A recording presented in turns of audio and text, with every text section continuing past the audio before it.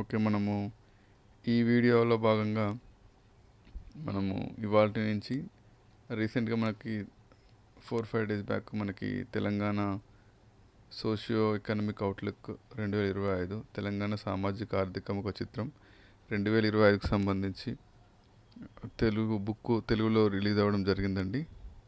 యాక్చువల్గా అవుట్లుక్ ఇంగ్లీష్లో ఆల్రెడీ ఫిబ్రవరిలో మనకు బడ్జెట్కు ముందు ఆల్రెడీ రిలీజ్ అవ్వడం జరిగింది. కానీ మనకు తెలుగు మీడియం తెలంగాణకు సంబంధించి ఒక దగ్గర 50-55% తెలుగు మీడియం అభ్యర్థులు ఉంటారు. కాబట్టి వారి కోసం స్పెషల్గా తెలుగులో మనం ఇప్పుడు వీడియో చేయడం జరుగుతుందండి. ఇది స్పెషల్గా తెలుగులో చేసినా కానీ ఇంగ్లీష్ మీడియం అభ్యర్థులకు కూడా ఉపయోగపడుతుంది. కావున తెలంగాణకు సంబంధించి తెలుగు మీడియం మరియు ఇంగ్లీష్ మీడియం అభ్యర్థులు అందరూ చూడవలసిన వీడియో ఇది. ఓకే ఫ్రెండ్స్, మనం ఇప్పుడు టాపిక్ స్టార్ట్ చేద్దాం. తెలంగాణ సామాజిక ఆర్థిక ముఖ చిత్రం 2025. దాంట్లో మనకు 15 చాప్టర్స్ ఉన్నాయి. మనకు అవుట్లుక్లో ఆ 15 చాప్టర్స్ ఏందనేది ఇండెక్స్ అనేది ఇవ్వలేదు. సో నేను మన కోసం ఇక్కడ ఇండెక్స్ అనేది రాసిన, ఒకసారి గమనిద్దాం. మనకు ఫస్ట్ టాపిక్ వచ్చేసి పర్యావలోకనం అండి, ఓవర్వ్యూ. అంటే మనకు స్థూలంగా 15 చాప్టర్లలో ఏం చెప్తారనే దాంట్లో హైలైట్స్ ఈ పర్యావలోకనంలో ఇవ్వడం జరిగింది. సెకండ్ టాపిక్ స్థూల ఆర్థిక ధోరణులు, మ్యాక్రో ఎకానమిక్ ట్రెండ్స్.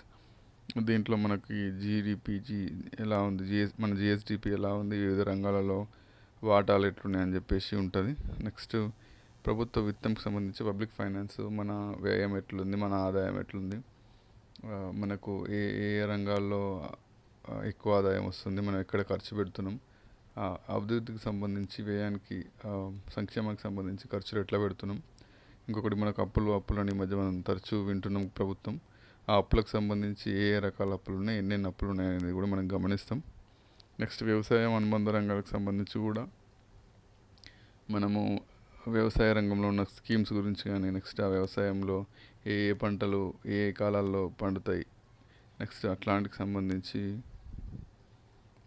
ఇంకా చాలా అంశాలు ఉంటాయి వ్యవసాయానికి సంబంధించి. నెక్స్ట్ పారిశ్రామిక రంగం సంబంధించి కూడా మనం చర్చిస్తాం.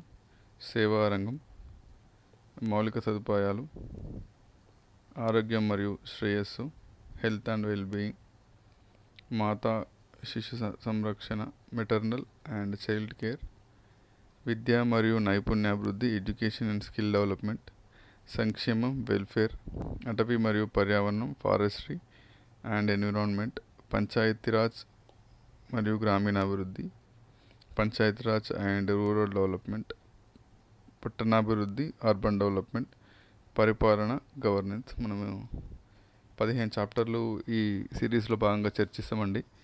మనకు తెలంగాణ సోషియో ఎకనామిక్ అయిపోయిన తర్వాత మనము భారతదేశం యొక్క ఆర్థిక సర్వే, ఎకనామిక్ సర్వేను కూడా మనం గమనిద్దాం.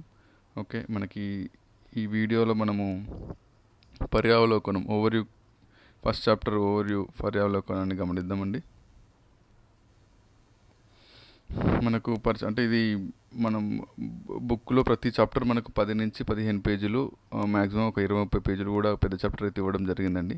మనం ప్రతి పేజీ ప్రతి లైన్ని చదివి అభ్యర్థులకు ఎగ్జామ్ పర్స్పెక్టివ్లో ఏది మాత్రం ఇంపార్టెంటో అది మాత్రమే మనకు ఇవ్వడం జరిగిందండి. అవసరమైన విషయాలు మాత్రమే ఇవ్వడం జరిగింది. అంటే మీకు దగ్గర ఆ టాపిక్ చదవడానికి 2-3 గంటల సమయాన్ని మనం ఇక్కడ 15-20-25 నిమిషాల వీడియోకి కుదించినాం. సో ఇది మీకు అభ్యర్థులందరికీ చాలా హెల్ప్ఫుల్ అవుతుందండి. ఓకే, మనకు పరిచయంలో భాగంగా అంటే ఎక్కడైనా సరే మనకు ఎప్పుడైనా ప్రతి సంవత్సరం కూడా పరిచయంలో మనకి తెలంగాణకు సంబంధించి అది భారతదేశంలో, ప్రపంచంలో భారతదేశం ఎక్కడుందో, భారతదేశంలో దక్షిణాదిన ఉంది, ఇట్లా మనకు ఇస్తారు. దాంట్లో భాగంగానే ఇక్కడ మనది తెలంగాణ మనకి తెలంగాణ 77 డిగ్రీల ఉత్తర అక్షాంశం నుంచి 81 డిగ్రీల ఉత్తర అక్షాంశానికి ఉందండి. అదేవిధంగా 15 డిగ్రీల ఇది తూర్పు అక్షాంశం 15 డిగ్రీల ఉత్తర అక్షాంశం నుండి 19 డిగ్రీల ఉత్తర అక్షాంశంకి ఉంది అని చెప్తున్నాం. అంటే ఎటు ఒక 4 డిగ్రీల వరకు ఉంది మనకు 1 డిగ్రీ 30 కిలోమీటర్లు అనుకుంటే మనకు తెలంగాణ ఇటు 120 కిలోమీటర్ల దాంతోనే ఉంది అని చెప్పవచ్చు. అంటే 120 కిలోమీటర్లే ఉంటుందని కాదు, 100 కిలోమీటర్లు ఉంటుంది. కానీ మనకు అక్షాంశాలు రేఖాంశం పరంగా డివైడ్ చేస్తే 120 కిలోమీటర్లు వరకు ఉంది అని చెప్పుకోవచ్చు. నెక్స్ట్ మనకు 2011 సెన్సస్ ప్రకారం తెలంగాణ జనాభా 3.5 కోట్లు ఉందండి, 3.5 కోట్లు. మనకు ఈ తెలంగాణకు సంబంధించి ఏరియా, విస్తీర్ణము, పాపులేషన్, జనాభా పరంగా మనకు కొంచెం కన్ఫ్యూజన్ ఉంటుంది. అంటే మనకు 11, 12 నెంబర్లతోటి మనము విస్తీర్ణంలో ఎక్కువ ఉన్నామా, జనాభాలో ఎక్కువ ఉన్నామా అనేది. ఇక్కడ మనకి ఏరియా, విస్తీర్ణంలో 11వ స్థానంలో ఉన్నామండి. పాపులేషన్, జనాభాలో 12వ స్థానంలో ఉన్నాం. ఈజీగా గుర్తుపెట్టడానికి ఇంగ్లీష్లో ఏరియా, విస్తీర్ణం అనేది ఏ ఆల్ఫాబెట్ ఏ కాబట్టి మనకు 11th పొజిషన్, పాపులేషన్ అనేది పి ఏ తర్వాత వస్తుంది కాబట్టి 12th పొజిషన్ అని అట్లా ఈజీ గుర్తుపెట్టుకోవచ్చు. నెక్స్ట్ మనకి ఇక్కడ మండలాలు అనేవి అప్డేట్ అయినాయండి, గ్రామ పంచాయతీలు కూడా. గతంలో మనకు 604, 600 చేంజ్ గ్రామ పంచాయతీ మండలాలు ఉంటే ఇక్కడ 621కి పెరగడం జరిగింది. అదేవిధంగా గ్రామ పంచాయతీ కూడా 12,769 నుంచి మనకి ఇక్కడ 12,941 పెరగడం జరిగింది. మన ఆర్థిక వ్యవస్థ ఒకసారి తెలంగాణ ఆర్థిక వ్యవస్థ జిఎస్డిపిలకు వస్తాం. జిఎస్డిపి 2024-25 ఈ అడ్వాన్స్డ్ ఎస్టిమేషన్కి సంబంధించి మన మొత్తం ఆర్థిక వ్యవస్థ పరిమాణం 16,12,579 కోట్లు. అంటే మనం గుర్తుండేటట్టు చెప్పుకోవాలంటే 16 లక్షల కోట్లు, 16,12,000 కోట్లు అని చెప్పుకోవచ్చు.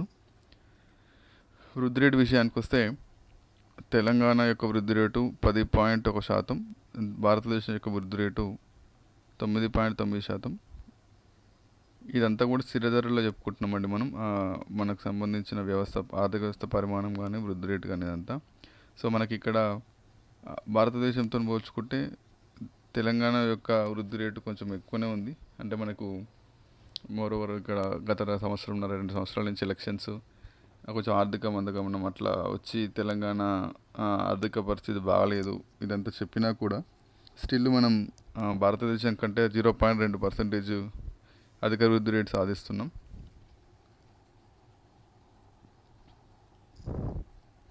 నెక్స్ట్ తలసరి ఆదాయం అండి. తలసరి ఆదాయము ఈ సంవత్సరము 3,79,751 రూపాయలు ఉంది. అంటే 3.8 లక్షలు అని చెప్పుకోవచ్చు సంవత్సరానికి. మామూలు జనరల్గా మీ ఐడియా కోసం నెలకు ఒక 30,000 రూపాయల వరకు వస్తాయి. నెక్స్ట్ మనకు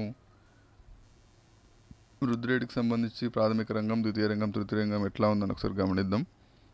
ప్రాథమిక రంగంలో తెలంగాణ యొక్క వృద్ధి రేటు 5.5% ఉంది. భారతదేశంది మనకి ఇక లాస్ట్కి చూద్దామండి. ఇప్పుడు ప్రస్తుతానికైతే ఇక్కడ ఈ ఫస్ట్ చాప్టర్లు ఇవ్వలేదు. నెక్స్ట్ ద్వితీయ రంగానికి సంబంధించి 7.6% తెలంగాణకు సంబంధించి వృద్ధి రేటు ఉంటే 7.6%. ఇండియాకి సంబంధించి 6.6 ఉంది. అంటే ఒక 1% తెలంగాణది ఎక్కువ ఉంది. ద్వితీయ అంటే పారిశ్రామిక రంగంది. తృతీయ రంగంది సర్వీస్ సెక్టార్ది 11.9% తెలంగాణది ఉంటే 10.7% మాత్రమే భారతదేశంది ఉంది.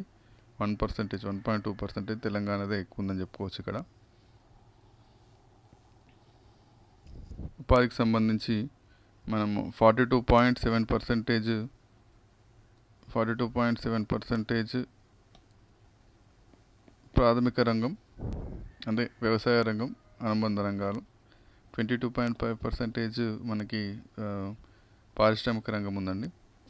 34.5% దగ్గర 35% మనకి తృతీయ రంగం ఉంది. అంటే మనకి జిఎస్డిపిలో వ్యవసాయ రంగం అదే ప్రాథమిక రంగం యొక్క వాటా 16-18% కంటే ఎక్కువ ఉండదు. మహా అయితే 15-20% మధ్యనే వేరియేషన్ అవుతూ ఉంటుంది గత 15 సంవత్సరాల నుంచి చూస్తుంటే.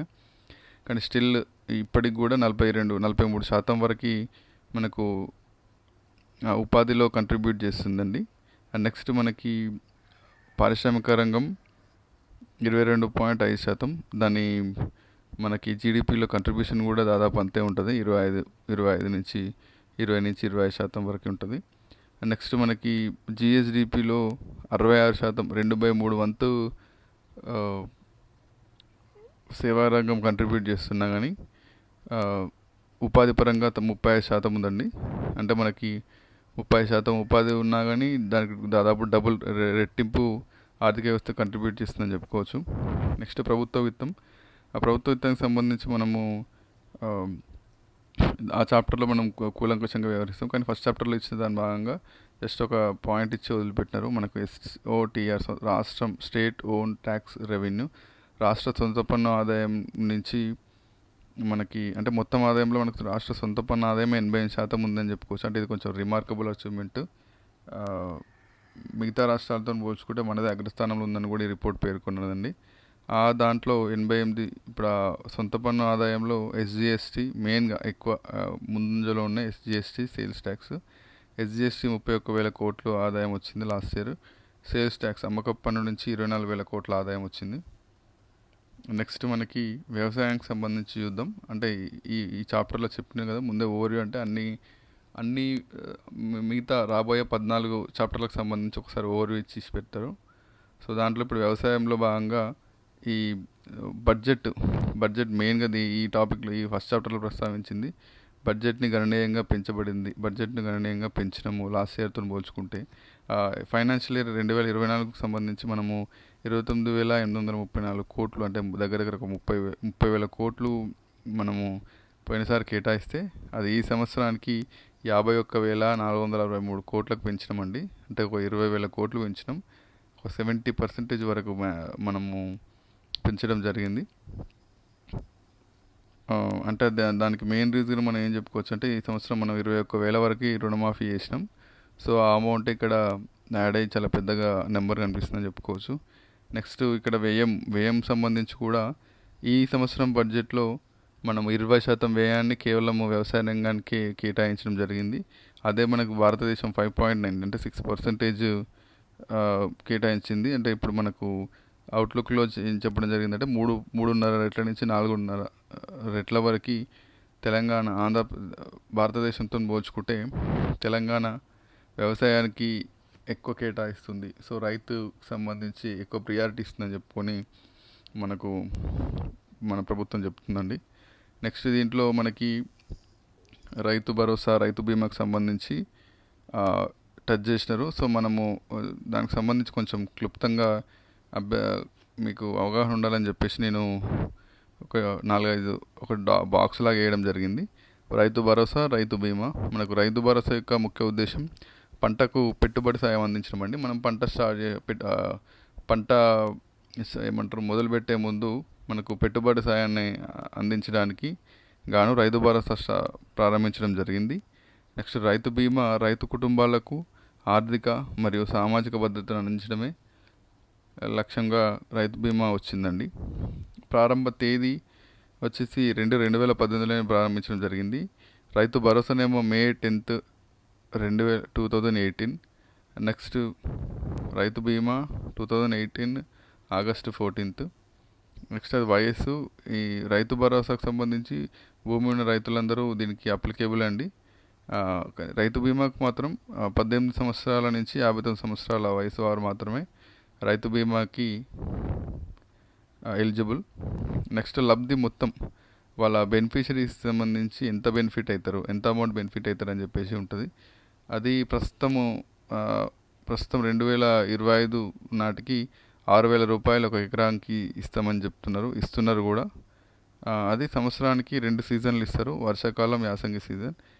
మనము స్టార్టింగ్లో అంటే మనకి 2018-19 సీజన్లో ఈ పథకం స్టార్ట్ చేసినప్పుడు మనకి 4,000 నుంచి స్టార్ట్ చేసినారండి.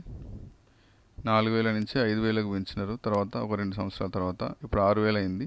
యాక్చువల్ ప్రభుత్వం అయితే 7,500కు సీజన్కి మొత్తం సంవత్సరానికి 15,000 ఇస్తామని చెప్పినారు. కానీ ఆర్థికంగా కొంచెము ఆర్థిక పరిస్థితి బాగాలేనందున మనకు ప్రభుత్వం ప్రస్తుతానికి 6,000 ఇస్తుంది. నెక్స్ట్ రైతు బీమాకు వచ్చేసి రైతు బీమాలో లబ్ధి 5 లక్షల రూపాయలు ఏకమొత్తంలో అందుతుందండి. వ్యక్తి మరణించిన 10 రోజుల లోపల ఆ నామినీ ఎవరైతే నామినీ ఉంటారో వాళ్ళకి సంబంధించి బ్యాంక్ ఖాతాకు 10 రోజుల లోపల జమ కావడం జరుగుతుంది. నెక్స్ట్ ఇటీవలలో కాలంలో సంచలనమైన రుణమాఫీ గురించి ఒకసారి మనము దాని గురించి కూడా టాపిక్ ఇచ్చినారు. సో దాని గురించి కూడా మనం ఒకసారి చర్చిద్దాం. ఇది 15 జూలై 2024లో స్టార్ట్ అయింది. అంటే మనకి 2023 ఎన్నికల్లో కొత్తగా ఏర్పడిన ప్రభుత్వం అప్పటి హామీకి అనుగుణంగా, అంటే అప్పటి వరకు 1,00,000 మాత్రం ఉండే రుణమాఫీ, ఇప్పుడు 2,00,000 చేస్తామని ఆ, ఆ, చెప్పేసి ఆ ఎన్నికల్లో హామీ ఇచ్చి తర్వాత అది నెరవేర్చుకొని జరిగింది. దాన్ని 2024 జూలై 15th రోజు స్టార్ట్ చేయడం జరిగింది. ఆ 2,00,000 రూపీస్ అనేది మనకి గరిష్టంగా 2,00,000 ఇస్తారండి, మినిమమ్ అంత ఏముండదు. ఆ కట్ ఆఫ్ డేట్ వచ్చేసి 12th డిసెంబర్ 2018 నుంచి 9th డిసెంబర్ 2023, అంటే మనకి 7th రోజు ప్రమాణ స్వీకారం జరిగింది కదా, 9th రోజు కట్ ఆఫ్గా పెట్టినారు. పథకం వర్తించే బ్యాంకులు మనకు షెడ్యూల్డ్ కమర్షియల్ బ్యాంక్స్, ఎస్సీబీస్, సహకార రుణ సంస్థలు అంటే అర్బన్ కోఆపరేటివ్ బ్యాంక్స్, అట్లాంటివి, ప్యాక్స్ అట్లాంటివి. నెక్స్ట్ రుణ రకము స్వల్పకాలిక రుణాలండి, షార్ట్ టర్మ్ లోన్స్. ఇవి షార్ట్ టర్మ్ లోన్స్ మాత్రమే, అంటే రుణమాఫీ మనము పంట రుణాలని మనం షార్ట్ టర్మ్ లోన్స్లోనే భావిస్తాం. నెక్స్ట్ టాపిక్ వచ్చేసి పరిశ్రమలు అండి. పరిశ్రమకు సంబంధించి మనకు జిఎస్విఏ, పరిశ్రమకు సంబంధించి జిఎస్విఏ ఇచ్చినారు. అంటే మనకు ఫస్ట్ జిఎస్విఏ అంటే ఏంటి తెలియాలి. ఆ జీడిపి అంటే మనము ఒక సంవత్సర కాలంలో ఉత్పత్తి అయిన వస్తువుల మరియు సేవల యొక్క అంత విలువను మనం జీడిపిగా పేర్కొంటాం. జిఎస్వి అంటే జీడిపిలో నుంచి ఇండైరెక్ట్ ట్యాక్సెస్, పరోక్ష పన్నులు మరియు తీసేసి సబ్సిడీలను కలిపితే మనకు జిఎస్విఏ వస్తుందండి. ఓకే, ఆ జిఎస్విఏ అనేది 2015 నుంచి మనకు యునైటెడ్ నేషన్స్ స్టాండర్డ్స్ వాటికి సంబంధించి వాటి ప్రమాణాల ప్రకారం మనము జిఎస్విఏకి, మనకు జీవీఏకి మార్చడం జరిగింది ఆ జీడిపి గణాంకాలని. సో దాని అనుగుణంగా మనకు పరిశ్రమల యొక్క జిఎస్విఏ వాటి పరిమాణం ఎంత ఉందంటే 2.77 లక్షల కోట్లు ఉంది. ఆ 2.77 లక్షల కోట్లలో మనకు 2 రంగాలే కీలకంగా ఉంటాయి. ఇక్కడ దగ్గరగా సగం అంటే 47.6% తయారీ రంగం వాటా ఉంటే 29% నిర్మాణ రంగం, కన్స్ట్రక్షన్ సెక్టర్ యొక్క వాటాను మనం గమనించవచ్చు. Next PLFS, periodic labour force survey, అంటే దీంట్లో ఉపాధికి సంబంధించి ఉంటుంది. దీంట్లో పారిశ్రామిక రంగంకి సంబంధించి 22.75 ఉందండి. అంటే దగ్గర 23% వరకు మొత్తం 100 మంది కార్మికులు ఉంటే అందులో 23 మంది పరిశ్రమలలో పనిచేస్తున్నారు అని చెప్పేసి, 23% ఇండస్ట్రియల్ సెక్టర్లో పనిచేస్తున్నారు అని చెప్పేసి మనకి ఇక్కడ అవుట్లుక్ తెలియజేస్తుంది. దాంట్లో మేల్ వాళ్ళు 22.5% ఉంటే ఫీమేల్ వాళ్ళు 23% ఉన్నారు. అంటే కొంచెం ఫీమేల్ కార్మికుల యొక్క లేబర్ యొక్క వాటానే మనకు గమనించవచ్చు. మనకు పారిశ్రామిక రంగం అనేది వ్యవసాయ రంగంలాగా, అంటే ప్రాథమిక రంగం వ్యవసాయ రంగంలాగా హార్డ్ వర్క్ ఉంటుంది. అండ్ మన సర్వీస్ సెక్టర్ లాగా డిస్టెన్స్ పోవాల్సి ఉంటుంది. నెక్స్ట్ కొంచెం స్మార్ట్ వర్క్ ఉంటుంది. అంటే ఈ 2 వర్క్ల కలయికనే మనం పారిశ్రామిక రంగంగా చెప్పుకోవచ్చు.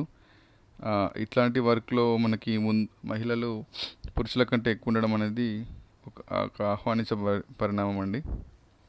నెక్స్ట్ లైఫ్ సైన్సెస్లో మనకు గత సంవత్సరము 40,000 కోట్ల పెట్టుబడులు వస్తే దాని నుంచి ప్రత్యక్షంగా 51,000 ఉద్యోగాలు రావడం జరిగింది.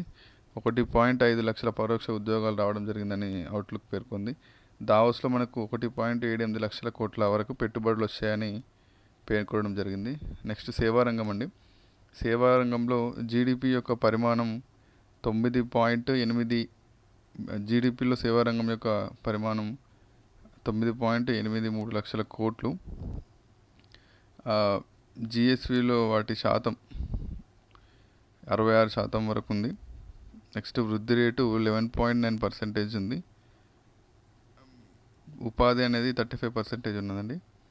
దీంట్లో ముఖ్యంగా ఆరు రంగాలు ఉంటాయి. దాంట్లో మెయిన్ రియల్ ఎస్టేట్ రంగం మొత్తం జీడిపిలో 25% కంట్రిబ్యూట్ చేస్తుంది. వాణిజ్యము, హోటల్ మరియు రెస్టారెంట్స్ అనేది 18.2% కంట్రిబ్యూట్ చేస్తుంది. రవాణా, నిల్వ, కమ్యూనికేషన్ సేవలు అనేది 7.5% కంట్రిబ్యూట్ చేస్తుంది.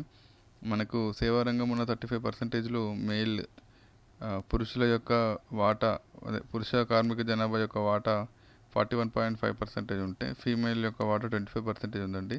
అంటే దగ్గర ఒక 70% వరకు పురుషులు దీంట్లో ఎక్కువ ఉన్నారు. నెక్స్ట్ మౌలిక సదుపాయాలు, 2025 జనవరి నాటికి విద్యుత్ స్థాపిత సామర్థ్యం అనేది మన తెలంగాణ యొక్క విద్యుత్ స్థాపిత సామర్థ్యం 26,212, అంటే మనకు 26,000 మెగావాట్స్ వరకు ఉందండి మన స్థాపిత సామర్థ్యం. దాంట్లో thermal 14,602, 14,000 megawatts, renewable energy 11,400 megawatts, nuclear energy అణుశక్తి 211, 211 మెగావాట్స్ ఉన్నది. నెక్స్ట్ మనకి వాహనాలకు సంబంధించి చిన్న డేటా అవగాహన కోసం 1.75 కోట్ల వాహనాలు ఉంటే మనకు 74%, అంటే 3/4 వరకు 2 వీలర్స్ ఉన్నాయి, 1/4 మిగతా రకాల వాహనాలు ఉన్నాయి. విమానాశ్రయాల్లో గ్రీన్ఫీల్డ్ విమానాశ్రయాలు, బ్రౌన్ఫీల్డ్ విమానాశ్రయాలు అని చెప్పేసి మనకి ఇక్కడ గ్రీన్ఫీల్డ్ విమానాశ్రయాలు 6 ఉన్నాయి, బ్రౌన్ఫీల్డ్ విమానాశ్రయాలు 3 ఉన్నాయి అని చెప్పేసి మనకు అవుట్లుక్ పేర్కొంది. గ్రీన్ఫీల్డ్ విమానాశ్రయాలు అంటే కొత్తగా ఇంతకుముందుకు ఏం లేవు, అంటే ఫ్రెష్గా స్టార్ట్ చేసి కొత్తగా ప్రారంభించే వాటిని గ్రీన్ఫీల్డ్ అంటారు. బ్రౌన్ఫీల్డ్ అంటే అంతకంటే ముందు సంబంధించిన బిల్డింగ్స్ కానీ వేరే పర్పస్ కోసం యూజ్ చేసిన ల్యాండ్ కానీ, బిల్డింగ్స్ కానీ, ఎంప్లాయీస్ కానీ అట్లా దానికి సంబంధించి మరి తిరిగి ఈ యూజ్ చేయడాన్ని పునరుద్ధరణ బ్రౌన్ఫీల్డ్ విమానాశ్రయాలుగా మనం పేర్కొంటాం. అట్లాంటివి 3 ఉన్నాయి. నెక్స్ట్ రాహుల్ గాంధీ ఇంటర్నేషనల్ ఎయిర్పోర్ట్కి సంబంధించి ట్రాఫిక్ 2023-24 సంవత్సరానికి 18.7 మిలియన్ వరకు, అంటే దగ్గర 19 మిలియన్ వరకు మనము రద్దీని మనం, అంటే అంతమంది ప్రయాణికులు ప్రయాణించారని చెప్పినారు. టెలిఫోన్లో 4.2 కోట్ల కనెక్షన్స్ ఉంటే ఇంటర్నెట్కి సంబంధించి 3.6 కనెక్షన్స్ ఉన్నాయని పేర్కొనడం జరిగింది. ఆరోగ్య రంగానికి సంబంధించి రాజీవ్ ఆరోగ్యశ్రీ మొత్తాన్ని 5 లక్షల నుంచి 10 లక్షలకు పెంచడం జరిగింది కొత్త ప్రభుత్వం ఏర్పడిన తర్వాత. అది కూడా 2023 డిసెంబర్ 9th జరిగింది. ఆరోగ్య సేవలకు సంబంధించి 1835, 1835 సర్వీసెస్, హెల్త్ సర్వీసెస్ అనేది ఉన్నాయి. కొత్తగా దగ్గర ఒక 180 నుంచి 200 వరకు యాడ్ చేయడం జరిగిందని చెప్పారు. ఇది లబ్ధి అనేది 3 lakhs మెంబర్స్కి, 3 లక్షల మందికి లబ్ధి జరిగింది. ఆ లబ్ధి మొత్తం 1250 crores జరిగిందండి. నెక్స్ట్ గ్రామీణ గిరిజన ప్రాంతాలకి ఎమర్జెన్సీ సర్వీసెస్ అనేవి గతంలో అందుబాటులో లేవు. అంటే ఇవి హిల్లీ ఏరియాస్, కొంచెము ఇన్ఫ్రాస్ట్రక్చర్ అంటే మౌలిక సదుపాయాలు, రోడ్స్ కానీ ఇట్లాంటివి లేని, టవర్స్ కానీ ఇట్లాంటివి లేని వాటి ఉండడం వల్ల వీరు బయట ప్రాంతంతో ఇట్లా ఎమర్జెన్సీ గురించి కాంటాక్ట్ కావడం కష్టంగా ఉండేది. కాంటాక్ట్ అయినా కానీ వాళ్ళు తిరిగి కాంటాక్ట్ అవ్వడం, వాళ్ళు తిరిగి వెహికల్స్ పంపించడం కానీ, మళ్ళీ హాస్పిటల్కి తీసుకెళ్ళడం, ఇట్లాంటివన్నీ చాలా ఇబ్బందికరంగా ఉండే. కానీ వాటన్నిటిని అధిగమించి ఇప్పుడు కేవలం 5 నుంచి 6 నిమిషాలలో ఎమర్జెన్సీ రెస్పాన్స్ ఉంటుందని చెప్పేసి మనకి అవుట్లుక్ పేర్కొన్నది. అంటే ఆరోగ్య సేవలు గిరిజన గ్రామీణ ప్రాంతాలకు కూడా చాలా అతి దగ్గరగా వచ్చినాయని మనం చెప్పుకోవచ్చు. నెక్స్ట్ ప్రసూతి మరియు శిశు సంక్షేమం, సంస్థాగత డెలివరీలు 97% వరకు ప్రస్తుతం తెలంగాణలో సంస్థాగత డెలివరీలు జరుగుతున్నాయి. అనేమియా ముక్త భారత్ అని చెప్పేసి 2018లో భారత ప్రభుత్వం స్టార్ట్ చేసిన పథకం. అది 2025 నాటికి అంతం చేస్తాం, అనేమియాని అంటే రక్తహీనతని అంతం చేస్తామని పేర్కొన్నారు. దాన్ని ప్రస్తుతానికి 2025 సంవత్సరానికి ఆ టార్గెట్ డేట్గా ప్రకటించారు. నెక్స్ట్ గిరిపోషణ న్యూట్రీ బాస్కెట్ స్కీమ్ అండి. ఇది గిరిజన పిల్లలు, మహిళలకు సంబంధించిన ప్రోగ్రామ్ అండి. దీంట్లో న్యూట్రిషనల్ అంటే పోషకానికి సంబంధించి ఎగ్స్ కానీ, చిక్కీస్ కానీ అట్లాంటికి సంబంధించి వాటికి సంబంధించి న్యూట్రిషనల్ వాటిని అందిస్తారు, ఫుడ్స్ని అందిస్తారు. నెక్స్ట్ నాన్ న్యూట్రిషనల్ అంటే స్కిల్స్, వీళ్ళకి సంబంధించి చదువుకు సంబంధించి కానీ, నెక్స్ట్ అంటే ఏదంటే టెక్నికల్ స్కిల్స్ కానీ, ఎడ్యుకేషనల్ స్కిల్స్ కానీ, మిగతా రకాల స్కిల్స్ని కూడా అందిస్తారండి ఈ స్కీమ్లో భాగంగా. Next young India integrated residential school. దీంట్లో విద్యని మనకు చిన్న ఫస్ట్ క్లాస్ ప్రైమరీ నుంచి కూడా మనకు డిగ్రీ లెవెల్ వరకు కూడా విద్యను అందిస్తారు. దీంట్లో ముఖ్య పార్ట్ ఇంటిగ్రేటెడ్ అంటే సమానత్వం, అంటే మనకి కుల, మత, ధన, వర్ణ వంటి అన్ని అంశాల నుంచి మినహాయించి పెద్దోడు, పేదోడు, ఉన్నోడు, లేనోడు అందరూ ఒకే స్కూల్లో చదవాలనే అంబేద్కర్ ఆశయాలకు అనుగుణంగా మనకి ఈ స్కూల్స్ ఏర్పాటు చేయడం జరిగిందండి. ఇది ఒక్కొక్క నియోజకవర్గం అంటే మొత్తం 119 నియోజకవర్గాల్లో ఒక్కొక్క స్కూల్కి 200 కోట్ల చొప్పున ఈ పథకానికే కేవలం 20,000 కోట్లు మనం ఖర్చు పెడతామని చెప్పేసి ప్రభుత్వం వివరించింది. చాలా గొప్ప విషయం అండి. మనకు విద్యలో భాగంగా మనకు చాలా గొప్ప విషయంగా దీన్ని భావించవచ్చు. నెక్స్ట్ దీంట్లో అభయహస్తానికి సంబంధించి 2-3 స్కీమ్స్ మనకి ఇంక్లూడ్ చేయడం జరిగిందండి. మనం దానికి సంబంధించి ఒకసారి కొంచెం మీ ఐడియా కోసం ఆ పథకం ఏంది, ఉప పథకం ఏందని వీటిని తేదీ, లబ్ధులు ఈ అన్ని అంశాలు కూడా యాడ్ చేయడం జరిగింది మీకు ఈజీ అవ్వడం కోసం. ఫస్ట్ది మహాలక్ష్మి పథకం అండి. మహాలక్ష్మి పథకం మహిళలకు ఉచిత బస్సు రవాణా. దీనికి సంబంధించి ఇది 2023 డిసెంబర్ 9th రోజు స్టార్ట్ చేయడం జరిగింది. ఇది దీనిలో ఇప్పటివరకు ఈ అవుట్లుక్లో 2025 మార్చి వరకు 150 కోట్ల మంది 150 crores మెంబర్స్ ఉమెన్స్ ట్రావెల్ చేయడం జరిగిందని చెప్పినారు. నెక్స్ట్ గృహజ్యోతి పథకం ఉచిత విద్యుత్ అండి, ఫ్రీ కరెంట్. ఇది 27th డిసెంబర్ 2024 రోజు స్టార్ట్ చేయడం జరిగింది. దీంట్లో ఇప్పటివరకు 50 lakhs మెంబర్స్ లబ్ధిదారులు ఉన్నారని లబ్ధి పొందినారని చెప్పేసి అంటే లబ్ధి పొందుతున్నారు ప్రతి నెల అని చెప్పేసి అవుట్లుక్ తెలియజేసింది. దీనికోసం ప్రతి ఏటా 1775 కోట్లు 1775 crores మనం ఖర్చు చేస్తున్నామని చెప్తున్నారు. ఎల్పిజి సిలిండర్ అండి 500 రూపాయలకి మనము 500K ఎల్పిజి సిలిండర్ ఇవ్వడం జరుగుతుంది కదా. అది కూడా 27th ఫిబ్రవరి 2024 రోజు ఈ 2 స్కీమ్స్ ఒకటేసారి స్టార్ట్ చేయడం జరిగింది. దీంట్లో ప్రతి నెల కానీ లేదంటే ప్రతిసారి మనకు 43 lakhs మెంబర్స్ లబ్ధిదారులు ఉన్నారు. దీనికోసం ఎవ్రీ ఇయర్ మనకి 433 crores అనే ఇన్వెస్ట్మెంట్ దానికి సంబంధించి కేటాయింపులు అనేది జరుగుతున్నది. నెక్స్ట్ హాస్టల్కి సంబంధించండి ఈ మనకి ఎస్సీ ఉమెన్ వెల్ఫేర్ హాస్టల్స్ ఉంటాయి. ఈ హాస్టల్కి సంబంధించి ఫుడ్ ఛార్జెస్ అనేవి గతంలో బాగా తక్కువ ఉన్నాయి. కొంచెం దానివల్ల ఫుడ్ క్వాలిటీ తగ్గిపోతుంది, కంటామినేషన్ అవుతుందని చెప్పేసి విమర్శలు వచ్చేవి. దాన్ని అరికట్టడానికి గాను ఫుడ్ ఛార్జెస్ అనేది 40% పెరిగింది. కాస్మెటిక్స్ అంటే ఉమెన్కి పిల్లలకి, మహిళలకు కానీ పురుషులకు కానీ వాళ్ళకి సంబంధించిన కాస్మెటిక్స్ ఛార్జెస్ కూడా 212% పెంచడం జరిగింది. నెక్స్ట్ ఇంకొక టాపిక్ అండి పీడిఎస్ పబ్లిక్ డిస్ట్రిబ్యూషన్ సిస్టమ్. దీంట్లో మనకి 91.19 lakhs దగ్గర 91 lakhs food security house holds ఉన్నారని చెప్పేసి మనకు తెలియజేయడం జరుగుతుంది. సన్నబియ్యంకి సంబంధించి మనం 500 రూపాయల బోనస్ మనం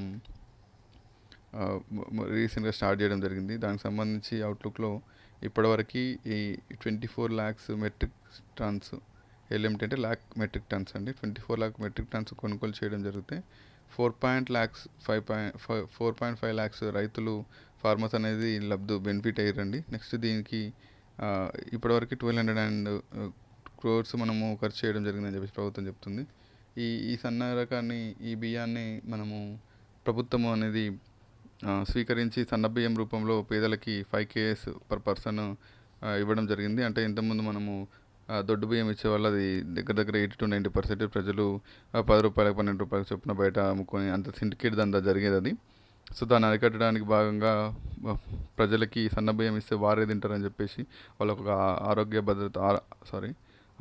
ఆహార భద్రత కూడా లభిస్తుందని చెప్పేసి మనకి FSC మనకు అసలు ఆహార భద్రత చట్టం యొక్క ప్రాథమిక అంశమే వాళ్ళకి ఆహార భద్రత లభించడం.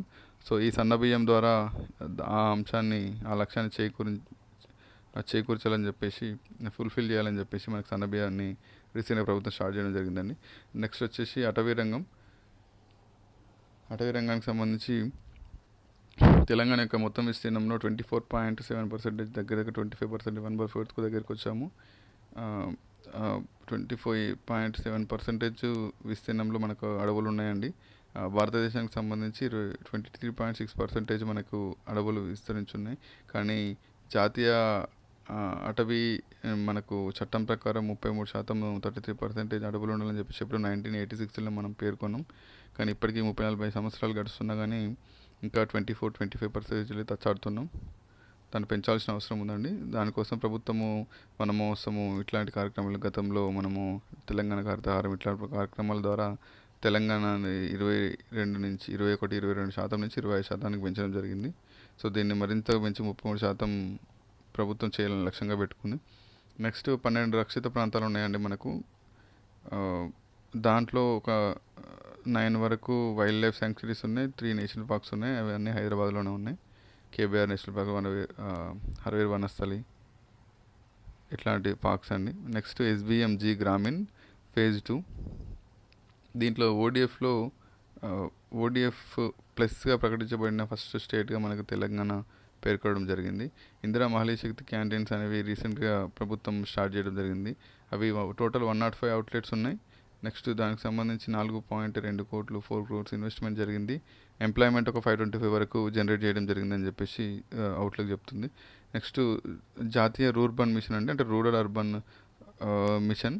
దీనికి సంబంధించి మనము దాని పారామీటర్స్లో 92% మనము అచీవ్ అయినందుకు 4th ప్లేస్ వచ్చిందని చెప్పేసి మనకు పేర్కొన్నారు.